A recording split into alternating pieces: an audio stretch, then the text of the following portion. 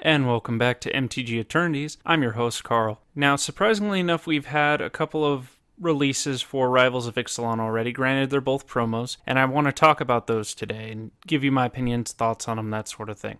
I also wanted to move away from my normal format a little bit. Since it is Halloween, I kind of want to go over my EDH deck, and you're probably wondering, well, what does that have to do with Halloween? Well, if you've listened to my podcast prior, especially my EDH review one, you'd know that I happen to play spiders. And spiders typically go with Halloween fairly well. So I'm going to kind of go over the deck list with you guys if you're interested in that sort of thing, and let you guys know what goes with what, how the deck works in itself, why I enjoy it so much, that sort of thing. And I'm also going to leave you guys today with a story that also does kind of tie into Halloween if you have arachnophobia. That being said, let's go ahead and jump right into it. The first card I want to talk about is something we've had in Standard before, and that is Silvergill Adept. If you're not familiar with the card, it is a 2-drop, 1 blue, 1 colorless, 2/1. You have to pay an additional 3 colorless unless you reveal another merfolk, and then when it enters play, you draw a card. Well, you might be wondering why this is so strong. Well, in tribal decks, especially in Modern Merfolk and Legacy Merfolk, this is just a free card draw engine because you have cards in your hand already that are merfolk. Oftentimes, this is cheated into play with Aether Vial and light cards of that in Modern and Legacy, so it's very consistent. It's already shown its power in Modern, it's shown its power in Legacy, it's proven itself once in Standard before prior, when we had really good Merfolk in Standard from Lorwyn. But that being said, Silvergill Adept is once again in Standard, so it will make the headway that it once did before. Now the question remains, will Silvergill Adept make the headway after Kaladesh rotates, or will Merfolk be strong enough to make that headway already? I think obviously we need to see most of the set already, but even if we need to wait till Kaladesh rotation happens and Amonkhet rotation happens before we see Silvergill's full power and force, we know that this card will be a staple. Now that does mean that Dominaria will have to print more Merfolk to kind of support the tribe as a whole. The benefit is there are Merfolk on Dominaria already, so we could see additional Merfolk there just kind of power the way through. We also could hope for... Now that does mean we could see powerhouse cards that we once saw in Standard before with Merfolk. Examples being Marrow Reedry, that was a lord, it was a powerhouse at the time. We could see Harbinger of the Tides come back into Standard. I highly doubt Lord of Atlantis will ever make a comeback in Standard, but we could also see Master of the Purple Tridents that only saw one printing in Standard once. I believe it was in Origins or it was in a core set or something like that. But it could make its way back into Standard once more. That would give Merfolk the desired need they would be to play more Merfolk, because obviously Merfolk need Lord. But hear me out on this. I do think one card in particular is actually going to make its way back into Standard, and that's only because we haven't seen its printing out of any of the Modern Master sets, out of the new Merfolk versus Goblin duel deck. We haven't seen anything like that printed so far, and that, ironically enough, is Curse Catcher. If you don't remember what Curse Catcher does, it's a 1-drop, 1/1 Merfolk. You can sacrifice it to make your opponent pay 1 more for an instant or sorcery. It's great against control. I could see this card being bumped up to a rare, and it might meet the shift requirements that Standard wants it to have, you know? It would give more precedence for this card to come down in price. Granted, Blue-Green Merfolk's kind of on the fence on whether or not to play this card. I personally, even if you're still playing Blue-Green Merfolk, think you should play this at least as a 3-of, but that's just me. I really enjoy Curse Catcher, and if it makes its way back into Standard, granted, I'm playing Blue-Black Control, but I do enjoy me some Curse Catcher, so I hope they print it. Also, on a side note, the new Silvergill Adept artwork looks amazing. I look forward to seeing this card, especially in foil. And when it comes to the open house particular, I really hope to get a playset. Granted, I know they're going to be expensive. Merfolk players are in Modern, in Legacy, all that. They're going to be in Standard, so this card's probably already going to reach a $10 price hold. On a secondary side note, I am rather surprised that one Wizards canceled FNM and is now giving Magic Open House these amazing promos over the FNM promos that we had. That's just something that I've kind of noticed. I don't know if they'll continue this trend or not, just trying to get older players in to teach some of the newer players. With that in mind, though, it's kind of a two-edged sword when you think about it. Because some older players don't mind being teachers, and other older players do mind teaching some of the newer guys how to play. Some of the people don't have patience for it. So I could see people entering the shop saying, hey, give me a free deck in my Magic promo, getting it from the store, and then leaving without saying a different regard, going to a different store. Or I might even see some people just demand that person trade them something. So I don't know if it's something that Wizards is experimenting with right now. It seems like it's on the fence to me personally. But it's just going to have to be something that we as a community need to adjust to. That we no longer will epic promos be given out at F&M. It looks like they're just going to be reserved for buy a box promos, for game day promos, for top 8 promos on game day specifically. And then we're just going to see like open house promos. Like past was Walk the Plank, probably won't make a splash in Modern or in Legacy, but the artwork's amazing on it. It's a very flavorful card. On the opposite side of the spectrum, you have this new Open House Silvergill Adept card. Artwork looks amazing. We already know the card's proven itself in Modern. It proved itself once in Standard. It's going to prove itself again, and it's going to prove itself forever in Legacy. So the card itself is going to be a highly valued card. It's probably at least going to be $10, unless they decide to print just an unlimited supply and send like each shop like 50, 60 of the Silvergill Adepts. That's the only way I see that card as a whole doesn't maintain a $10 price tag, in which case it's going to drop down below, but it's still going to be an expensive card, especially considering that Silvergill Adept is now confirmed in Standard. The other card that was confirmed today, I'm not 100% on its first name, but I want to say Ghalta, the Primal Hunger. Super simple card when you look at it in the long run. It is a 12/12 with trample that costs 12 to play. 2 forests and 10 colorless. So the catch on Ghalta is he costs X less to cast, where X is the amount of power you have on the field.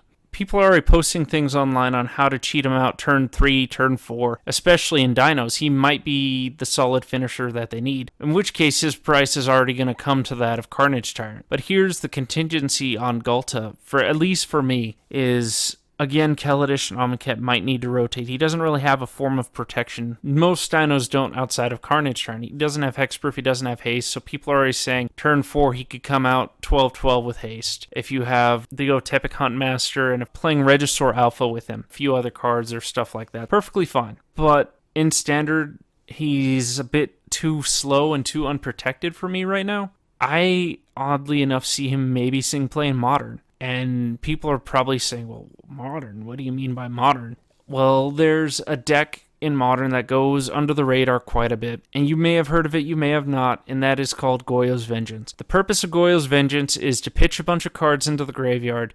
You're going to pitch Borogamos, the Enraged, I believe, from Gatecrash. You're going to pitch Grizzlebrand into the grave, and the point of the deck is to bring these legendary cards at instant speed from the grave to the battlefield and go off turn 2, go off turn 3. Well, with Ghalta, the Primal Hunger, not only is he a 12/12, but he also has a little text in his box that says Legendary. So to me, I'm thinking, Legendary, that's kind of cool. And then it suddenly hits me. He fits in with Goyo's Vengeance perfectly. Goyo's Vengeance specifically targets legendary creatures out of the gate, and he has Trample.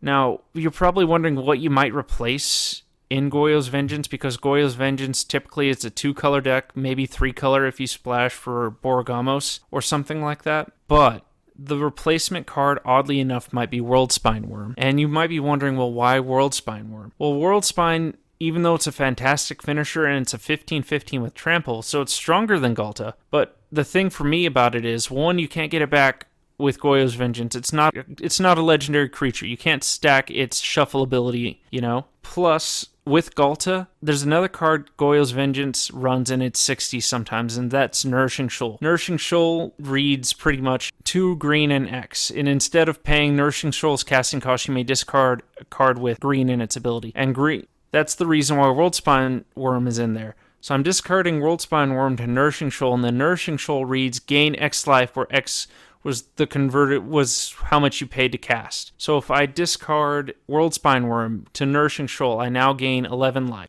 This is only going to be a one-time trigger because Nourishing Shoal exiles the card. So with Worldspine Worm exiling, I gain 11 life. With Ghalta, he is officially 1 casting cost higher than Worldspine Worm. So now I'm gaining 12 life, and you might be wondering, well, what does the 1 life matter? Well, with Grizzlebrand, you're paying 7 life to dig 7 cards deep. With Ghalta, I'm now gaining an additional life, so instead of gaining the 11, I'm gaining 12, which might make the difference in me activating Grizzlebrand a second time or not, because there are often times that you can try to activate Grizzlebrand in the deck and you're not quite fully reaching yourself because you're up against burn, or you need one more light to sustain yourself fully before you have to move to combat or something like that. And so with Galta, that one life can make a difference. Plus, even though Worldspine Worm is in the deck, it's not legendary. With Goyo's Vengeance, if I for some reason pitch Galta early, I can bring back it with Goyo's Vengeance, have it swing as a 12/12 Trampler with haste. That's not bad. The issue here, though, is it doesn't leave behind 3 tokens with Trample. And that's the main reason why Worldspine Worm might be arguably better than Galta, other than the fact that it's a 15/15 with Trample. So yes, you do lose out on effectively 18 Trample, but that's provided they live a second turn. Most decks, if you play Galta and Griselbrand or Galta and Borregamos, they're not going to live the turn. Because with Galta and Griselbrand, that's 19 effective damage. I draw 7 cards after I gain the 7 life from Griselbrand's swing, and then I just drop another card and kill them. So to me, it seems a bit more consistent with Galta. I think it's worth testing, especially if you run Grizzle Shoal. And granted, this is more than likely the Game Day promo, if I remember right. So the Game Day promo as itself is going to be a hard enough card to come by, but that artwork just looks fantastic on Galta. I'm not going to lie. When I first saw it, the first thought that came to mind was that scene from Jurassic Park when the T-Rex enters the building that the Raptors are in, and you just see it tearing off the Raptors, and then it gives that epic roar as the banner comes down. That's the first thing that came to mind when I saw this artwork for Galta. It's just like, wow. Granted, Geshath is an amazing card in itself. It's obviously meant for Commander. It's not going to see standard play that often, if at all. Whereas Galta not only can be excelled out to the right time, if you build it right, but it might make a splash in Modern and replace Worldspine Worm. I doubt it's going to do much beyond that, but I think it's worth messing around with personally. So I'm going to leave that there for now and move on to discussing EDH and kind of going with my holiday theme here, and that is spiders. As I mentioned before, my commander is Ishkanah Graph Widow. In my opinion, she is an amazing spider, just an amazing 5-drop, and fits into the curve rather well. If you don't remember what Ishkanah Graph Widow does, she's a 5-drop, 1 green, 4 colors, 3/5 with reach. If you have Delirium, which is 4 or more types of cards in your graveyard, you get her ability, and her ability reads, if you meet the Delirium, then you put 3 1/2 spiders with reach into play. So she's going to put out bodies, which is fantastic. It's just a spider giving birth when you think about that. A horrible thought if you have arachnophobia, just a bunch of little spiders crawling over the place, crawling all over you. But very thematic and very flavorful. She has a second ability, and that is pay 7 mana, 6 colorless, 1 black. Target opponent loses 1 life for each spider you control. Love this ability. I get to use it fairly often. My only issue is there's a lot of ways to give yourself as a player hexproof in EDH. So if that happens, that ability's kind of dead. But I have plenty of ways within the deck to get rid of it. So I want to first start off with the creatures. I run 24 creatures in total. We're looking at Acid Web Spider, Adaptive Automation, Arachneroid, Arachnospinner, Bane of Progress, Blight Widow, Craterhoof Behemoth, Deadly Recluse, Hitchclaw Recluse, Jungle Weaver, Juvenile Gloom Willow, Kessig Recluse, Metallic Mimic, Nix Weaver, Obelisk Spider, Penumbra Spider, Sentinel Spider, Silklash Spider, Sky Snare Spider, Spitting Spider, Sporecap Spider, Stingflinger Spider, Swift Spinner, and Watcher in the Web. That is a lot of spiders, especially in any given EDH deck. That does not work outside of this particular EDH deck. So I'm going to quickly touch base on why some of these things are in here. So Acid Web Spider's just there as an equipment removal. So a lot of people play the swords, a lot of people play boots, a lot of people play lightning reams. That sort of removal, especially on a spider that enters the play, is rather effective. I play in a lot of different playgroups. We have maybe 24, 25 people within the local area that play EDH that go to my local game stores regularly. So I'm always able to pick up games. Plus, I usually bring spiders to the events I show up as just so I can play in the Commander pods if I have time or just feel like getting in a game of Commander. You know, there's always time for fun. And when I bring out spiders, people usually freak out and just like, oh, you're playing spiders, it's a bad deck or something like that. I can promise you, I've surprised a lot of people with spiders. It is not a bad deck in the slightest. So with spiders, it's a very unpopular tribe, so you don't have any lords Metallic Mimic and Adaptive Automation fill that Lord slot quite well. Adaptive Automation, when it enters the battlefield, becomes a spider and lords all your spiders. Metallic Mimic, when it comes into the battlefield, is a spider and then will pump up your spiders +1/+1. Now, that +1/+1 counter isn't the best, but it serves a purpose, and that's to make my spiders stronger. So I'm not going to complain when I need stronger spiders. It does the job rather well. Arachnoid is just in the deck for a simple reason. It fuels Delirium on one card. It is a horrible card outside of that. It is a giant robot spider. Wish it did something more, but it is an artifact creature, so that's going to fuel Delirium relatively easily. Bane of Progress, one of the few non-spiders in the deck. Just if you're in a green deck, you know why you play it. Destroys all artifacts and enchantments. Just really good card in general. Blight Widow, only infect card in the deck because 1, it's a spider, and 2, it's an alternate win condition if I need it. And I have run no other infect cards outside of this, and I'm usually able to get somebody because for some reason somebody will have 8 infect on them. They just wipe the field with infect. Got rid of all the other infect creatures. I drop the Blight Widow. It lasts on the field, and then I kill that person. Or I overrun them with Craterhoof Behemoth and then swing at somebody with infect damage with the Blight Widow. All in all, a very solid card. I mentioned Craterhoof earlier. You know why Craterhoof's in the deck, but if you don't know what it does, and you want to get into EDH, especially in green, I highly recommend looking at Craterhoof Behemoth. It gives all your creatures +X and trample for a turn, where X is the number of creatures on the battlefield that you control, plus itself has haste, so it's swinging for a lot of damage. There aren't a lot of spiders with Death Touch, believe it or not. And the 2 that I have in this deck are Deadly Recluse and Kessig Recluse. They both have Death Touch and Reach. Fantastic cards. No one wants to swing into them because oftentimes they're downgrading themselves. I can't tell you how many times I've courted out for a Kessig Recluse or a Deadly Recluse and gotten somebody's general with this little 25-cent card. Jungle Weaver, again, is just in there to fuel Delirium because it has cycling, and it's a really big spider should I need it. But more often than not, I'm cycling this card into turn, drawing another card off of it. Nyx Weaver is in there again to fuel Delirium. It's going to mill myself 2 every turn, and then eventually I'm going to see a card that I want. I'm going to exile Nyx Weaver and get that card back from my grave. Or if I need to, I can block it and then have Nyx Weaver die, and then it fuels Delirium because it's an enchantment creature. So it's a very solid card. And the point of the deck, of course, is to get Delirium as soon as possible, and B, if I can't get Delirium, just overrun you with spiders.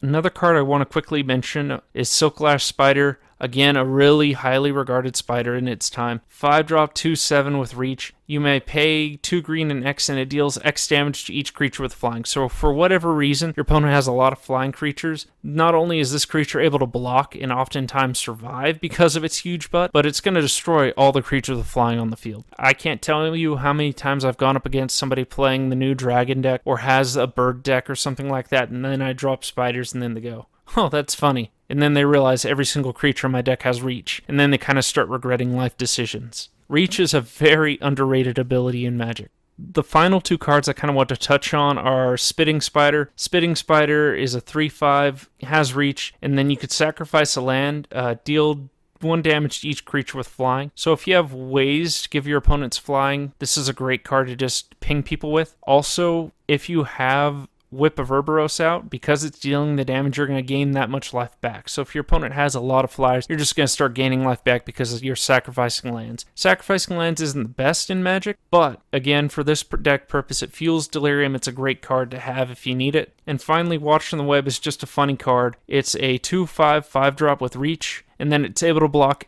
8 things in total, 1 for each arm. So imagine the spider so big that it's able to block 8 different creatures and just absorb all that damage. It might even be able to take another creature out with it. So that card in itself is a very great card. I want to look at the instants now in my deck. I'm running Arachnogenesis, Beast Within, Court of Calling, Grizzly Salvage, Harrow, Crozen Grip, and Putrefy. Now, not a lot of instants within the deck. The key instant in this deck, though, is Arachnogenesis. The playgroups I play in know it as Spider Fog. It's a 3-drop, 1 green, 2 colorless. Put X1/2 green spider creature tokens with reach onto the battlefield, where X is the number of creatures attacking you. So I've oftentimes had 7, 8 creatures attacking me for whatever reason. I'll play Spider Fog. I put that many spiders into play.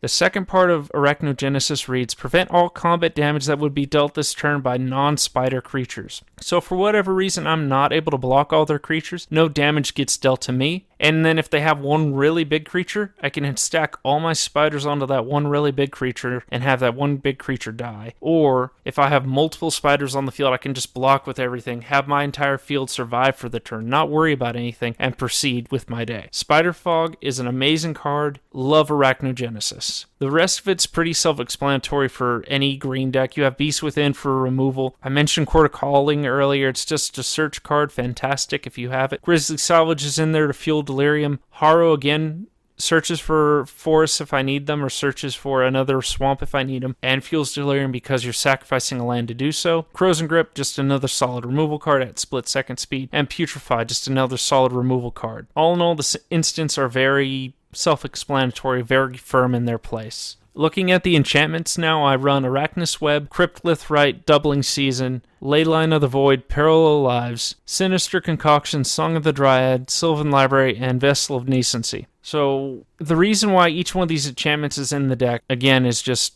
flavor-wise or because it fits a slot that I need. So one of my favorite enchantments to look at is Arachnus Web. So Arachnus Web is Enchant Creature. Enchanted creature can't block or attack this turn and can't activate its abilities. At the beginning of the end step, if that enchanted creature's power is 4 or greater, destroy Arachnus Web. Now, that doesn't sound like a very good card, but going back to my creatures, and I actually forgot to mention this one earlier, and that is Arachnospinner. Arachnospinner is a 6-drop, 1 green, 5 colorless, 5/7 spider. It might be the biggest spider in my deck just by sheer butt size, but outside of the standard spider reach, it reads, tap an untapped spider you control, search your deck or graveyard for a card named Arachnus Web. Put that card onto the battlefield and attach it to target creature. If you search your library this way, shuffle it. So at any time, if I have Arachnospinner on the field, I can get Arachnus Web from the grave or from my deck and just attach it to something. I can't tell you how many times this has saved me from getting an Ulamog swung at me or anything like that. Because a creature has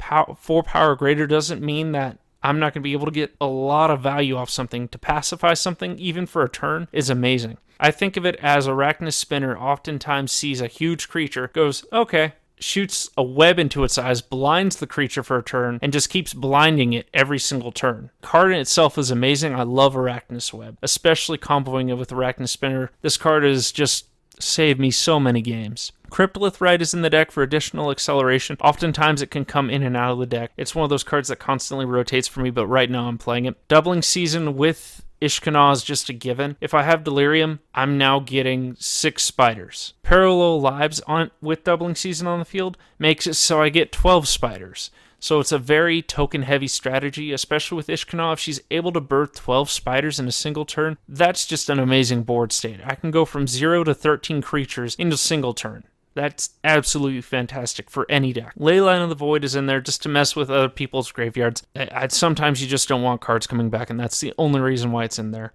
Sinister Concoction may seem like a strange card to some people, but it is a 1-drop, pay 1 swamp, pay 1 life. Put the top card of your library into your graveyard, discard a card, sacrifice Sinister Concoction, destroy a target creature. Now that is a huge amount of stuff to wonder about. Why would I play this card just to kill 1 creature? Simple, to fuel Delirium. This card is one of the few cards that allows me to fuel Delirium possibly in one go. I can fuel Delirium on turn 2 with Sinister Concoction. Somebody decides to play their general turn 2 because they have just gone balls to the wall, accelerated a lot turn 1, and are able to drop their general. I can go my turn Sinister Concoction. I don't mind losing 1 life, especially in Commander. When I put the top card of my deck into the grave, I make sure I know what its type is. When I put a card from my hand into the grave, I know what type it is. And when I sacrifice Sinister Concoction, that gives me an enchantment. So if I have, I mentioned it earlier, Arachneroid in hand, and I mill a land. That is a creature, artifact, enchantment, and land all in the graveyard on turn 2. Plus, I get to destroy something. This card in itself doesn't seem very great, but for a Delirium deck,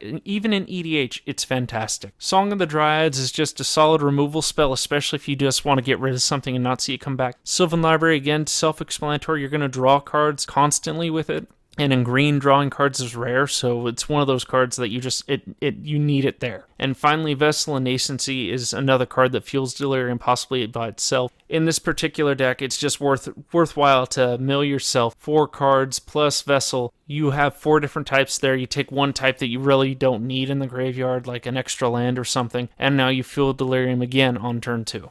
So each enchantment so far has a specific purpose in the deck and has, in my opinion, proven itself. But now I kind of want to move on to the artifacts. I have an Astronaut's Altar, Coat of Arms, Golgari Signet, Lifecrafter's Bestiary, Nim Death Mantle, Obelisk Erd, Perpetual Timepiece, Soul Ring, Thematic Compass, Vanquisher's Banner, and Whip of Cerberus, all within the deck. So Astronaut's Altar is there, again, to kind of fuel Delirium. If I don't have a creature in the grave, I could sacrifice a creature, get Delirium. But with Ishkanah, it works incredibly well because I can now sacrifice Ishkanah on a token, tap some more mana, cast Ishkanah again, and get more spiders. I can keep doing this till I run out of mana. But if I combo it with Nim Death Mantle is a 2-drop artifact that reads, equipped creature gets +2/+2, intimidate, and is a black zombie. Whenever a non-token creature is put into the graveyard from the battlefield, you may pay 4. If you do, return that card to the battlefield and attach Nim Death Mantle to it. So attach is at instant speed, so for whatever reason, if Ishkanah gets board wiped, I can pay 4 mana and have Nim Death Mantle just come back to equipped with Ishkanah. Interesting thing is, combo that with Astronaut's Altar, and now I effectively have infinite spiders. I sacrifice 2 spiders, one of them being Ishkanah. Send Ishkanah to the grave with Nim Death Mantle on the field. I pay the 4 mana, get Ishkanah back. Ishkanah triggers. I get 3 more spiders. I keep doing this till I have a set number of spiders on the field. 1 billion spiders on the field. I can now effectively kill somebody if I have an open swamp. Worst comes to worst, I now have a large army that is just going to inflict a lot of damage on the next turn. And you can see that with Coat of Arms, you can see that with Obelisk of Erd, you can see that with my Lords that I mentioned previously, that the spiders can get huge. Golgari Signet and Soul Ring are just in there for ramp acceleration. Lifecrafter's Bestiary again scries and draws me cards should I cast a creature. Obelisk of Erd, I mentioned, is just another Lord effect. I choose a creature type. Those creatures get +2/+2. Pneumatic Compass helps me thin out the deck. I replaced a ramp spell for Pneumatic Compass. It comes in sooner, and it helps me ramp a little bit sooner. Plus, I get a land out of it that becomes a Maze of Ith. I'm really liking Pneumatic Compass. Vanquisher's Banner, again, is another Lord spell. I choose creatures. The creatures get +1/+1. Whenever I cast a creature spell, the chosen type, I draw a card. So again, in green, just drawing is just amazing. So if I'm able to cast something turn 6 that's a creature of that type, or multiple creatures of that type, I'm now drawing more cards to fuel myself. I actually took out Eldrazi Monument for Vanquisher's Banner, and so far I've found it really useful. And then finally, Whip of Cerberus is just in there as life gain, and then if I need to whip back a creature that has an ETB effect, I can. Whip is one of those cards that is on the fence, but because it's also a legendary artifact enchantment, it fuels Delirium, so for whatever reason, if it is in the grave, it's another Delirium piece. So it's one of those on the fence cards, but I enjoy it. Quickly looking at the sorceries, we have Black Sun Zenith, Cultivate Demonic Tutor, Green Sun Zenith, Kindred Dominance, Life from the Lone, Maelstrom Pulse, Spider Spawning, Toxic Deluge, and Traverse the Uvenwald. Like many of the other cards in the deck, the sorceries serve a very specific purpose. Black Sun Zenith is there to wrath the field. I have a lot of trouble with indestructible creatures, hexproof creatures, things like that, and Black Sun Zenith is just there to deal with those. I choose to run it over Damnation because I can keep cycling it, and it's usually not that bad. If my board gets wiped out, I can just regenerate more spiders later. Cultivate it is there just to, again, fix myself should I need it. Demonic Tutor's there because a black deck without Demonic Tutors is not really that great. It's just a utility card, all-purpose, search for what you need right now card. Green Sun Zenith, I consider, and most consider it the best ramp spell in EDH and in Legacy and Modern if it were legal. If you're not familiar with Green Sun Zenith, it is 1 green and X. Search your library for a green creature with converted mana cost X or less, then shuffle Green Sun Zenith back into your deck after you search and put the green creature onto the battlefield. Well, oftentimes I'll have this in my opening hand with a forest. I'll play the forest and play Green Sun Zenith for 0. Well, you're probably wondering, well, what am I searching for with the 0 mana cost? I mentioned no creatures. We haven't really gotten to my land count yet, but I am running a 1 of Arbor Dryad in my lands. And Arbor Dryad counts as a green creature, and it's also a 0 drop. On turn 1, I can pay 0, search my deck for an Arbor Dryad, put it into play. The main reason it's in this deck, again, like most of the cards I've reviewed so far, it's for Delirium purposes, but I have legitimately killed somebody one time with Arbor Dryad for 40 damage with Tramp. But outside of that one instance, most of the time Arbor Dryad's just in there for Delirium purposes.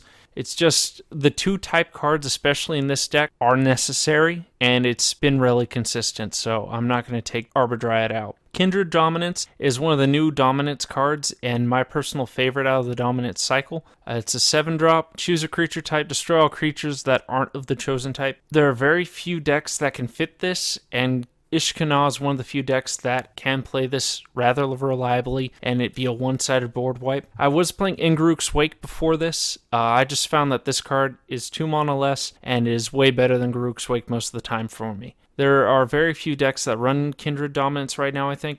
I know Spiders, in my opinion, should always run it, and ironically enough, Slivers should probably always run Kindred Dominance, but that's a different topic for a different day right now. Life from the Loam is one of the few actual dredge cards I run. It's there to fuel delirium purposes should I need it, and it does get back lands that I need at a given time. So Life from the Loam is very self-explanatory in why it's in the deck, and I really enjoy it. Maelstrom Pulse I run in the deck just as a removal for other token strategies, and it also helps me deal with things that I can't deal with most of the time, like Planeswalkers. Spider spawning's in the deck as additional way to spawn more spiders. If I can get more creatures in the grave, let's say I have 12 creatures in the grave out of my 25, I'm spawning 12 spiders, plus it has flashback for 7. So then I could spawn 12 more spiders in the next turn if I didn't already get more spiders in the grave. So for a total of 12 mana, I can get a lot of creatures. So it's a very highly valued card for me.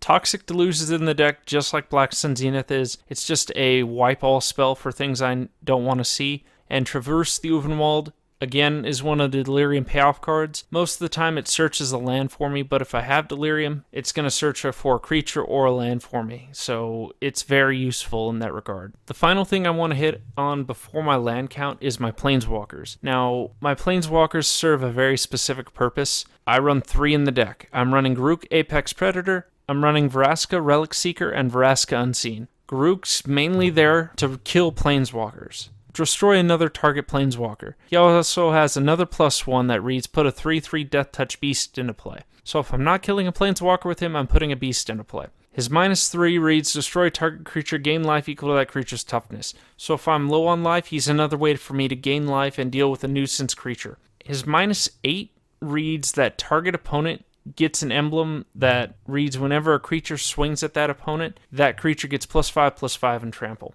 His ult is not necessarily game ending, but it's a very good ult. I've won with his ult maybe once or twice, but more often than not, I use him for his removal purposes because he's a very constant and consistent piece of removal.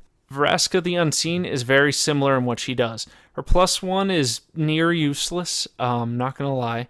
Her +1 reads, until the next turn, whenever a creature deals damage to her is destroyed. So if someone really doesn't like Vraska, she ensures that she takes at least 1 card down with her, so it's not terrible, but you're not going to get a lot of value out of that. Most of the time people are just swinging at her with tokens or something like that. What she's really in here for is her -3. Her -3 is destroy target non-land permanent. So if she again deals with Planeswalkers or things that I have a harder time dealing with, she is a more expensive version of, like say, Abrupt Decay, but she is very solid. Her ult does win games, though, compared to Garruk Apex Predator. Her ult puts 3/1/1 black assassins onto the field. Whenever they deal combat damage to a player, that player loses the game. So there have been times that I have ulted Vraska, and I'll have Doubling Season on the field, or Parallel Lives, or if I'm lucky enough, both. Now have 12/1/1 assassins on the field. They don't have haste, so for whatever reason, they cycle around. It almost guarantees that I win the game that turn. I have won with Vraska on a couple of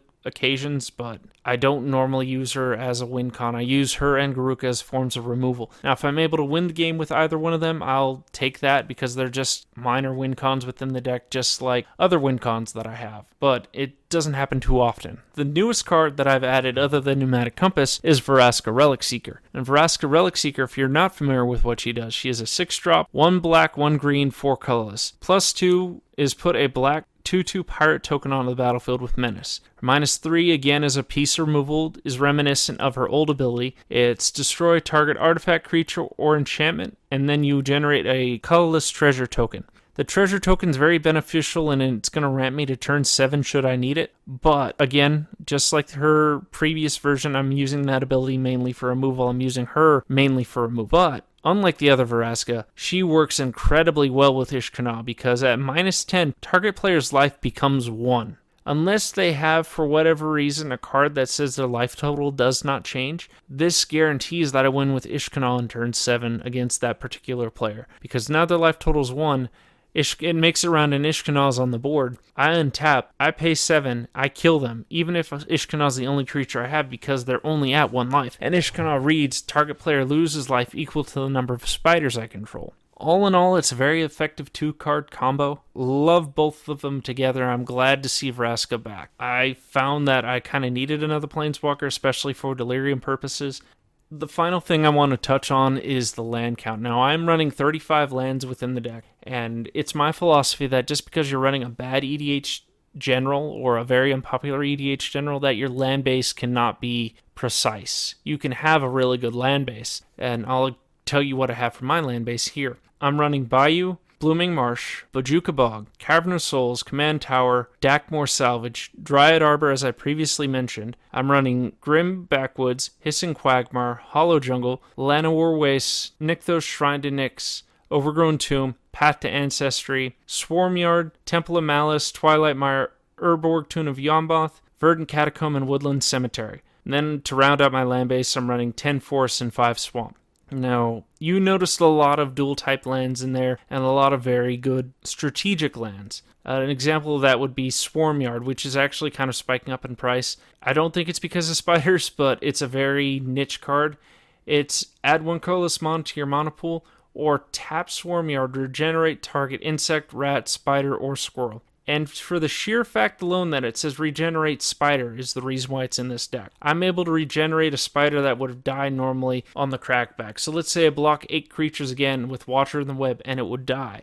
I can now regenerate Watcher in the Web because of it. It won't die because it just dealt with all these creatures. And now I'm able to keep doing that until I'm able to draw something that I need, or I'm able to save my commander with regeneration. All in all, it's arguably one of my favorite cards within the deck. I mentioned earlier that I'm running Bayou, I'm running Urborg, Tomb of Yawgmoth, Twilight Mire, things of that nature. So the land base is very consistent. I am going to eventually save up and get a Gaia's Cradle for this deck, and I'm going to put Cabal Coffers in this deck, making this land base more consistent, making this land base a bit more versatile with Cabal Coffers and Urborg, Tomb of Yawgmoth, just getting a crap ton of black mana if I'm able to. There are minor adjustments I'll make to this deck in time, but as it is, I really love my Spiders deck. It's been my favorite EDH deck that I've made in a long time, outside of my old Shroom the Hedgemon deck. And if you played with me before, or you've seen my old EDH deck in pictures or something like that, that deck, if you knew, was my baby. It paid for quite a bit in my time, and I miss it to this day. But sometimes you have to let go of old things and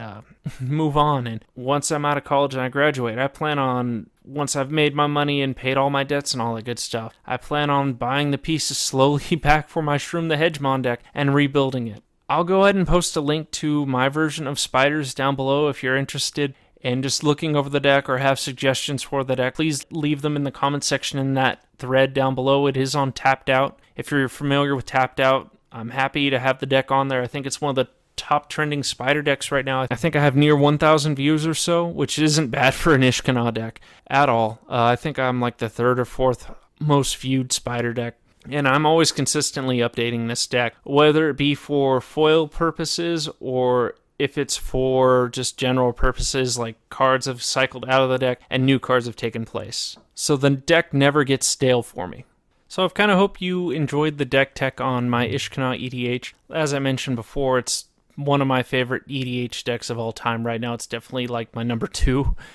If you're interested in EDH and have any more questions, please leave them in the comment section down below. That being said, I do have one story for you guys in the flavor of Halloween.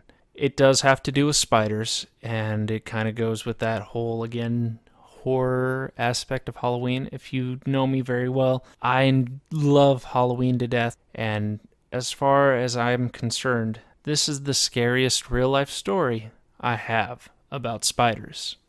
When I was younger, about 16, maybe 15, there was a lake that we used to go up to all the time, and that was called Elephant Butte. We went up there, me, my dad, and my sister, plus a group of friends, for a camping trip. We were staying up there roughly 5 days, if I remember right, give or take. The first couple of days went all right. We all had fun. We all had fishing.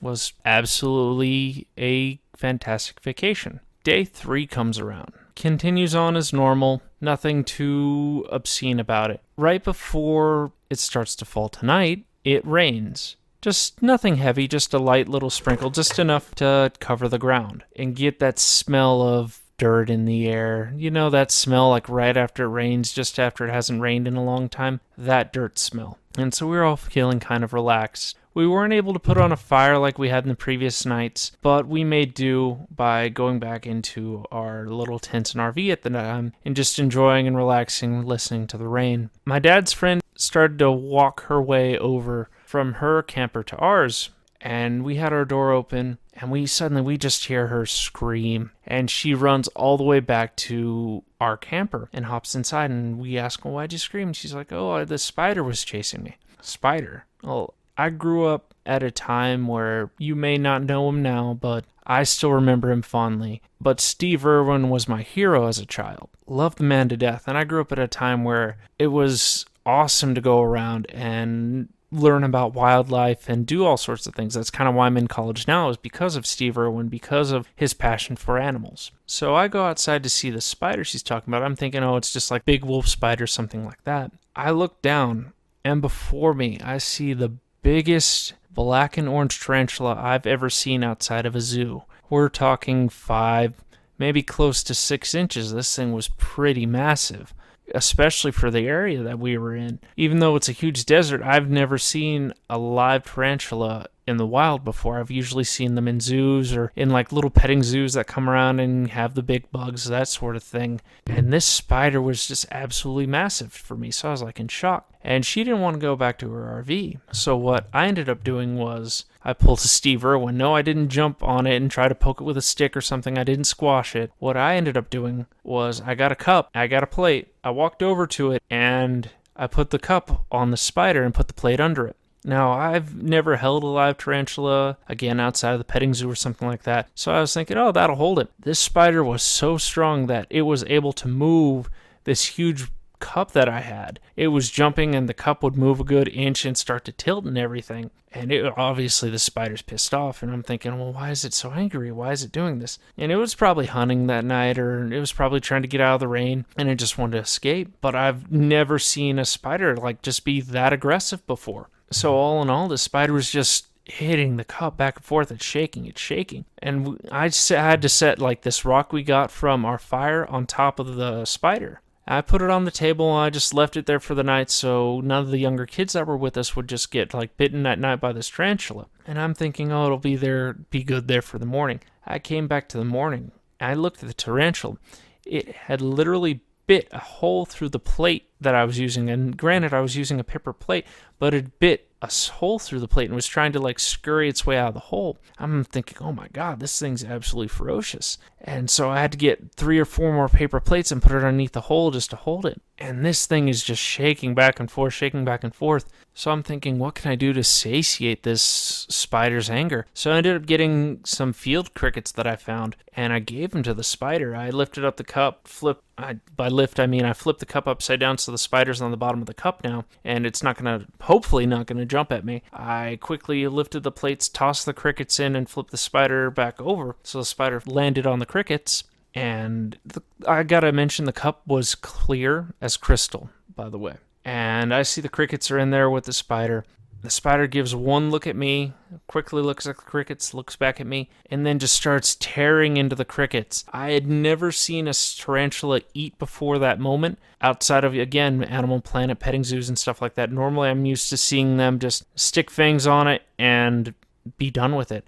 But this legitimately tore the crickets apart piece by piece, and it gave me chills. I've never seen an animal do that. It was just one cricket was gone, then the next cricket quickly is gone. I was in awe of this spider at the moment. I didn't keep the spider much longer. I know spiders, especially a big tarantula like this, have territorial dens, so odds are it was living near us, or we were parked on top of its hole and it just was trying to find a new hole. So what I did was later that day, after everyone had a good look and all at the spider, I proceeded to take the spider and move it away from the campers that we were at. I took it maybe 50, 60 feet away from us, let it down in the bush real quick, and let it go on its way. No harm ever came to the spider. The only harm that ever came was from these crickets. But that is the story of the most aggressive spider I've ever seen. To this day, it's still as bright as day in my memory. I know that wasn't a scary story, per se, but maybe one or two of you out there kind of got a cold shiver up your backs because of...